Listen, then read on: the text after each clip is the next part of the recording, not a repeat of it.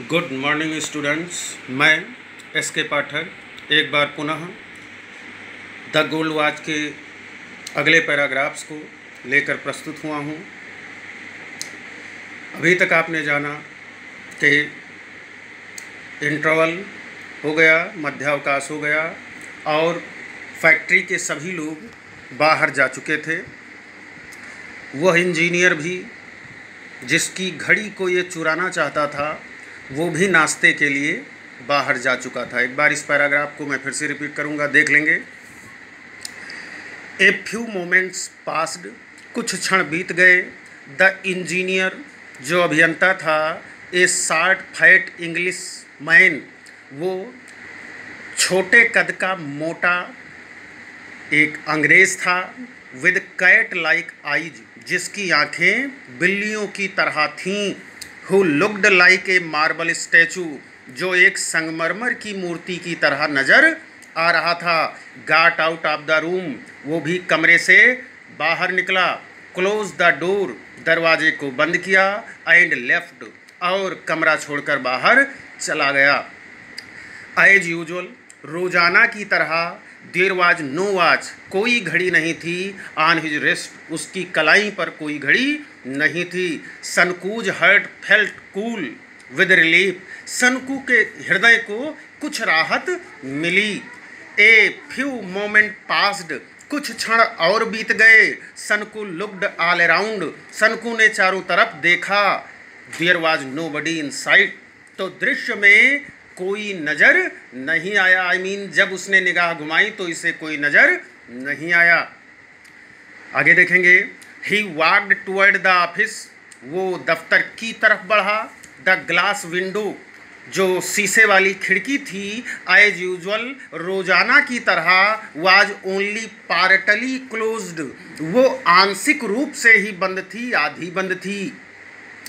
The gold watch was on the table, और वो सोने की घड़ी मेज पर रखी हुई थी। हाउ इट ग्लिटर्ड, कैसे ये चमक रहा था, या कह दे कितना ये चमक रहा था।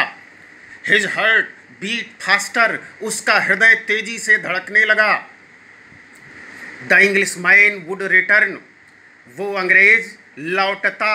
आफ्टर लंच, भोजन के बाद। एंड हिज सिस्टा मीन्स होता है हल्का आराम, नाश्ता करने के बाद थोड़ा आराम। तो नाश्ता करता और फिर उसका आराम समाप्त होता कब?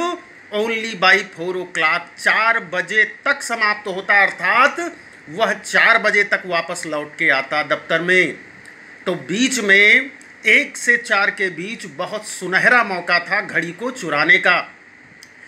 ए गुड अपॉर्चुनिटी, एक बहुत ही सौभाग्यशाली मौका था। There was nobody around, और अगल बगल कोई भी नहीं था। 1 2 3 4 5 6 और 7 मिनट पास्ड, ऐसे देखते देखते 1 2 3 4 करके 7 मिनट बीत गए। सडनली सनकू थॉट, अचानक सनकू ने सोचा। सपोज समवन सीज मी, मानो कोई मुझे देख रहा हो, तब क्या होगा? As in the past few days, जैसा कि पिछले कुछ दिनों से। फियर पुश्ड हिम फॉरवर्ड, डर ने इसे आगे ढकेल दिया। ये पिछले कुछ दिनों से यही सोच करके रह जाता था, इसलिए अब की बार जब इसने सोचा तो डर ने इसे आगे ढकेल दिया। ही टुक ए फ्यू स्टेप्स, इसने कुछ कदम आगे बढ़ाए। लुक्ड अराउंड, चारों तरफ देखा। बट सा नो वन, लेकिन कोई नजर नहीं आया। प्रॉम्प्टेड अगेन, ललचा करके दोबारा। किससे ललचा करके? या कह दे उत्साहित होकर के। अगेन बाई अर्जेंट नीड्स, अपनी आवश्यक जरूरतों के कारण उत्साहित होकर के। He walk toward the room, वो कमरे की तरफ बढ़ गया। Once again he looked around, एक बार पुनः इसने चारों तरफ देखा। नोबडी वाज देयर, तो वहां कोई नजर नहीं आया।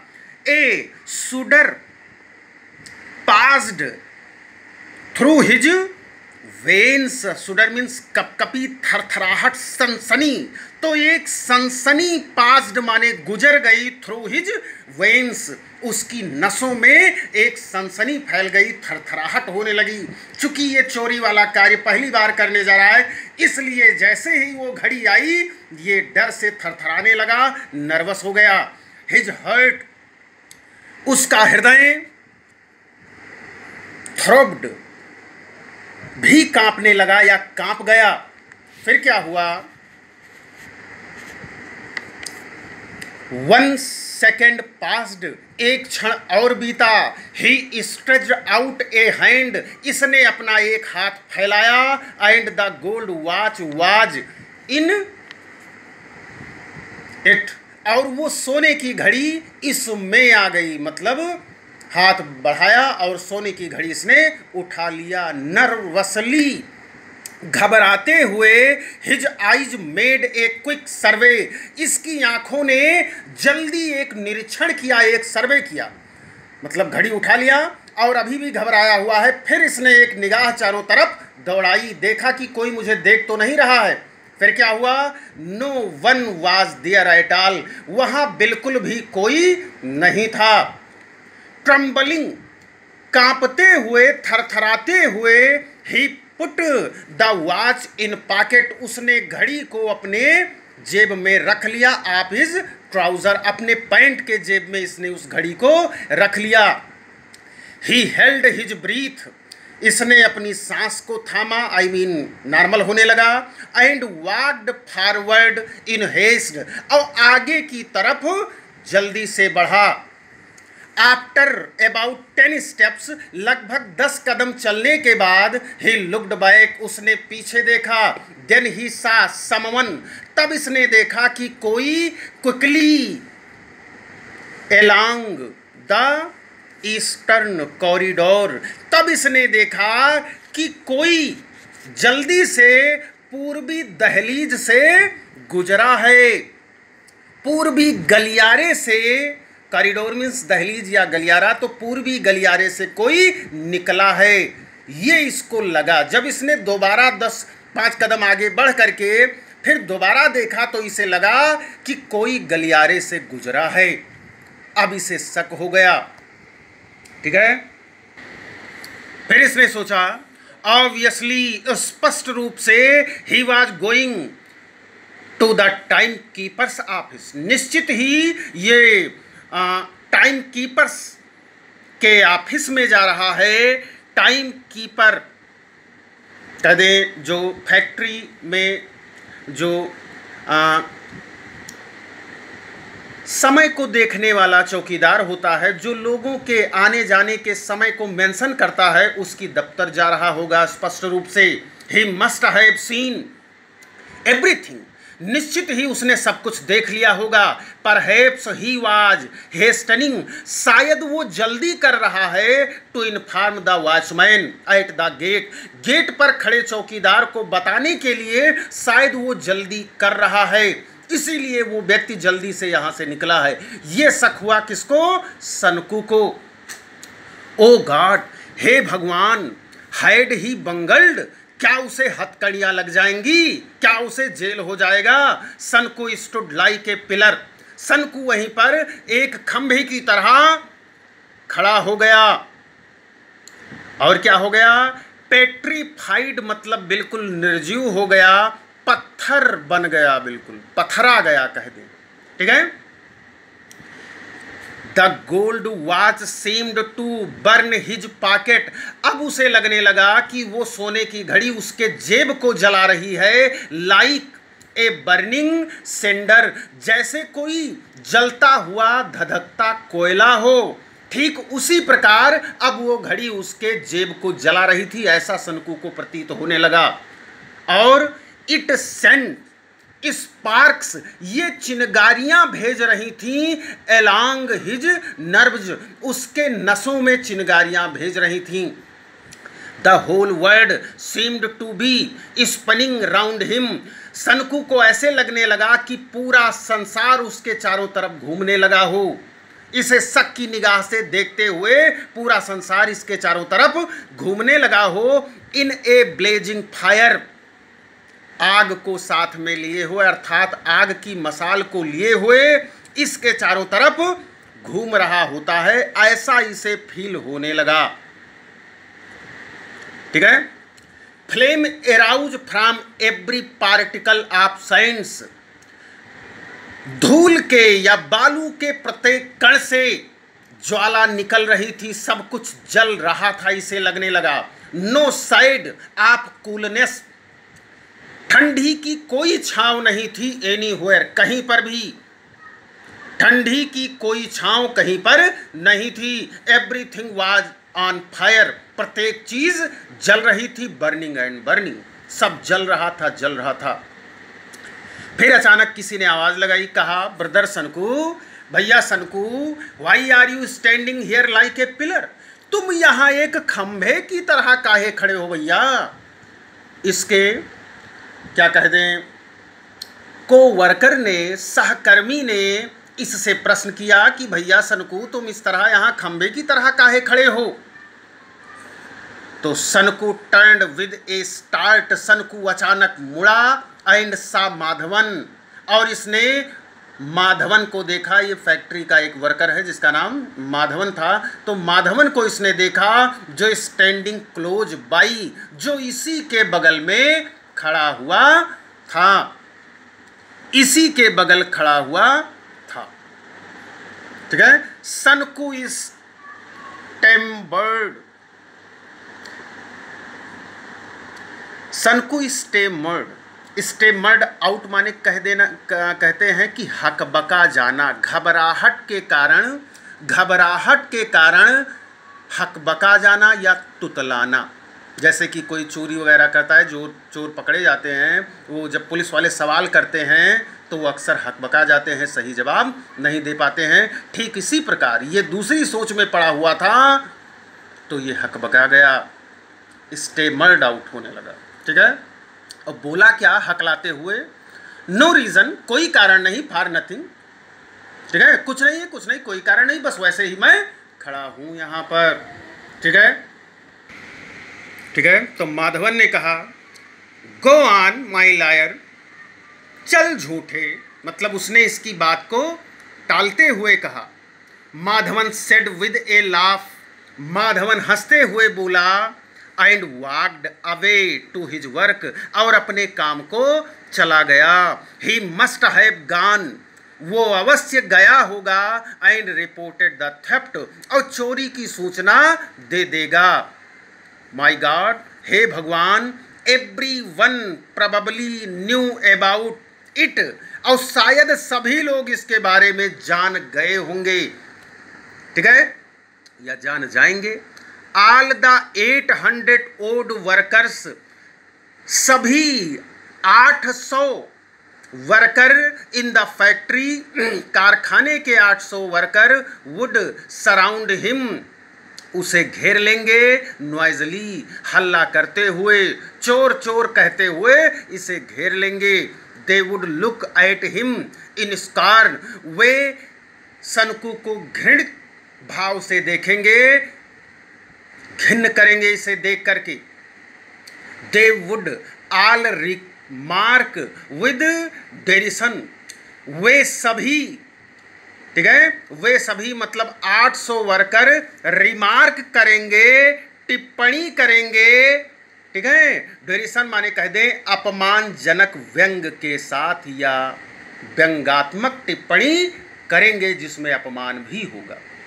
और कैसे कहेंगे, थीफ थीफ, चोर चोर, ऐसे मुझे बुलाएंगे।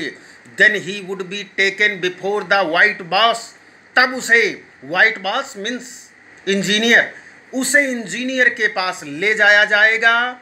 एंड रिप्रीमेंडेड, और रिप्रीमेंडेड कर दिया जाएगा, डांटा जाएगा, फटकारा जाएगा। ठीक है। How sternly he would look at him, वो कितने घृणापूर्वक या कितनी घृणित भाव से इसको देखेगा, Sanku would surely be dismissed, Sanku निश्चित ही बर्खास्त कर दिया जाएगा, निकाल दिया जाएगा।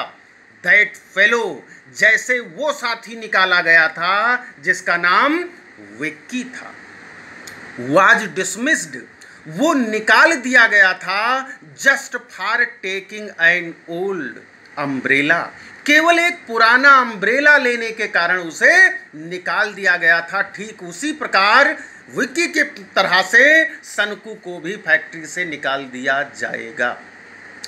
ये एक व्यक्ति था जो इनसे पहले इनके साथ फैक्ट्री में कार्य किया करता था, विक्की। तो उसने एक बार जो है ऑफिस से या कह दें कारखाने से एक छाता चुराया था, तो उसको भी डिसमिस कर दिया गया था, निकाल दिया गया था। अब ये इसके ख्यालात उसके विषय में भी सोचने लगे कि जैसे उसको निकाला गया था अम्ब्रेला के कारण, ठीक उसी प्रकार मुझे भी बाहर निकाल दिया जाएगा। एक cold fair entered सनकूज hurt, Sanku के हृदय में एक डर समा गया। Which was choked with depressing thought, जो इसे निराशाजनक विचारों से परेशान कर रहे थे या इसके हृदय को अवरुद्ध कर रहे थे निराशाजनक विचारों के कारण, या कह दें कि इन्हीं सब विचारों के कारण इसका हृदय घबरा गया। ठीक है। The guard would be waiting at the entrance of the time keeper office, guard चौकीदार, जो गार्ड हैं, जो रक्षक हैं, वो चौकीदार के दफ्तर में इसका इंतजार कर रहे होंगे सनकू का। सनकू सोच रहा है ही वुड कैच हिम, वह इसे पकड़ लेगा। नो, नहीं, दैट वे ले डेंजर, ये रास्ता तो बड़ा खतरनाक है। मतलब जब इसने घड़ी चुरा लिया तब ये सोच रहा है कि जो ऐसे मैं जाऊंगा तो खबर पहुंच ही गई होगी, जबकि किसी ने इसे देखा नहीं था, लेकिन इसके अंदर ये डर बैठ गया। ठीक है, शक बैठ गया कि किसी ने मुझे देख लिया, अभी जाके वो बता देगा, ये रास्ता खतरे की तरफ जाता है। He would put this back in its place, उसे यह चीज़ इसके स्थान पर रख देनी होगी।